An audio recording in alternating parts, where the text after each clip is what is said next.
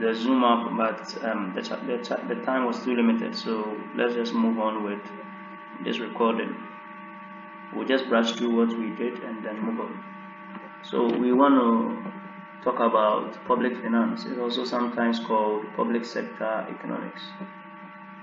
So we'll start with some definitions. Public means that the whole society or the whole community or the whole country. Yeah, so every country also consists of individuals coming together to form that country. So before the public sector economics came about, people were making decisions on their own. They made decisions to benefit themselves. That is the individual action. So individual action is can be defined as activities undertaken by individuals, and usually for the benefit of the individuals themselves or some related economic agents. And collective action, as the name suggests, activities undertaken by a group of individuals for the benefit of the group or its members. Under collective actions, we have two types of collective actions. So we have the private collective action and public collective action. If the activity undertaken is for the purpose of the benefit of the whole public, let's say the whole country, it's called public collective action. However, if it is for the benefit of just the members of the particular group that is taking the decision, is called a private collective action. So if you are in a company and the company takes an action to benefit the company alone, it's a private collective action. But if the action is to the benefit of the whole country, is public collective action. For instance, the company decides to build a hospital, it is a public collective action, all because they are donating the hospital to the country. Okay. So there was a need at a point when there were individual actions, there were private collective actions, public collective actions. There was a need at a point that an economy or a country, a country is governed by a government. So that particular items or particular goods and services that are needed will be provided, like roads, buildings, schools, hospitals. So that is the essence of the modern state. The modern state is the state we have now, where every country has a government. So that is why the modern state came out, emanated. So what is the economic rationale of the public sector? Why is the public sector important? It's because of market failure. That is a situation where the market is left in the hands of the forces of demand and supply, and some people who are in need of some commodities are not getting because they don't have enough money to buy. So the public sector must come in and ensure that these people are also having access to it. For instance, if schools are left into the hands of individuals alone, there wouldn't be any school in villages because the villagers don't have enough money to pay school fees. The government must come in and build schools in such places because they are in need of it. Allocative role of government. So left to the forces of demand and supply, the rich will continue to be rich and the poor will continue to be poor.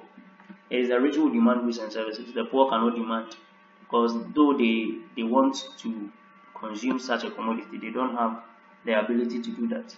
So the government must come in and ensure that some money is taken from the rich and given to the poor. So that is the allocative role of government. And we also have the regulative role of government.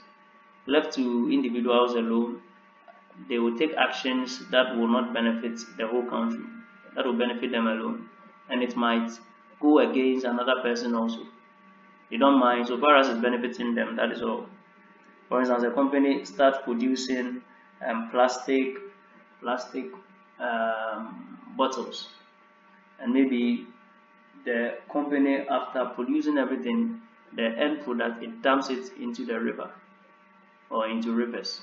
People do use those rivers also, so government must come in and ensure that they obey some rules and regulations. That is why we have law and order in every country. We have constitutions to check the activities of individuals. Left to individuals alone, there wouldn't be any law and order. the public sector must come in. The last, the stabilizing role of government. We've learned a bit about inflation, we've learned a bit about economic growth. It is only the government that can ensure that, left to private individuals, they will not even think about inflation, they won't think about anything at all. So that is a role government must play, and it brings to fore the need for the public sector. The next thing we want to talk about, because we are talking about public finance, is budget. A budget is a financial statement that provides information on planned expenditure as well as sources and levels of proposed revenues to finance those expenditure. So if you have a budget and the planned expenditure is equal to the expected revenue or estimated revenue, it's called a balanced budget. If they are unequal, it's called an unbalanced budget. If the expected expenditure or the planned expenditure is greater than the estimated revenue, it's called a balanced deficit. And if the estimated revenue is greater than the planned expenditure, it's called a balanced surplus. Normally, a balanced surplus is very good. A budget surplus is very good. If your budget is balanced, it's not bad. But if your budget is a deficit budget, that means you need to find some money somewhere and finance the extra expenditure. And for you to know whether your budget is balanced or it's a deficit or it's a surplus, you just subtract the expenditure from the revenue. So estimated revenue minus planned expenditure. If you get a negative, it is a deficit. If you get positive, it is a surplus. If you get zero, it is a balanced budget.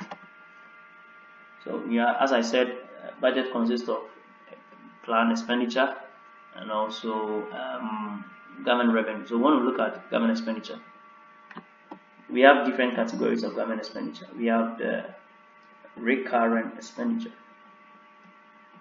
Now, recurrent expenditure is expenditure made by the government frequently on goods and services, or for the use of something on current basis. Current basis means frequently, maybe monthly. For instance, government pays wages and salaries monthly, so that is a recurrent expenditure. The government also buys fuel for government vehicles monthly or something, so that is also a recurrent expenditure. It happens frequently. Capital expenditure, that one is an expenditure on goods and services intended to create benefits lasting for more than a year.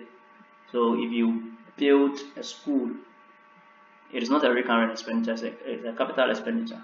The school will create a benefit even more than a year. So that's a capital expenditure. And transfer payments are payments made to certain people and businesses in a country that have not provided any good or service to the government. For instance, if you are unemployed and the government is paying you every month, it's a transfer payment because you've not done anything for the government. Yeah. And the last is loan servicing. If sometimes the government would have to pay some loans that were taken in the past and also their interest, and because it's making payments, it's an expenditure. So these are some categories of government expenditure. But why does government spend? What is the objective of government expenditure? To enforce law and order, which we have explained already. To maintain security. That is why government pays the armed forces, whether they go for war or they don't go for war, so that the country will be protected from external aggression. That is why government pays the police and all the judiciary, that is judges and all others.